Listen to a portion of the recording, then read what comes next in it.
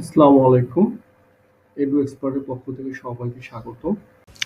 আজকে আমরা দেখব কিভাবে এক্সামের মার্ক এন্ট্রির লাস্ট ডেট সেট করতে হয়। এই ডেট সেট করলে টিচাররা ওই নির্দিষ্ট ডেটের পরে আর মার্ক এন্ট্রি করতে পারবে না। এক্সাম ম্যানেজমেন্টে চলে যাব, এক্সাম ডিক্লেয়ার, এখান থেকে মার্ক এন্ট্রির লাস্ট ডেটে ট্যাবে ক্লিক করব, সাল দিব, শিফট দিব, কোনো ক্লাস দেওয়ার প্রয়োজন নেই, যে পরীক্ষার নাম সেই পরীক্ষার নাম সিলেক্ট করে গেট লিস্ট দিলে আমার এখানে সবগুলা ক্লাসের নাম এবং পরীক্ষা সহ চলে আসবে।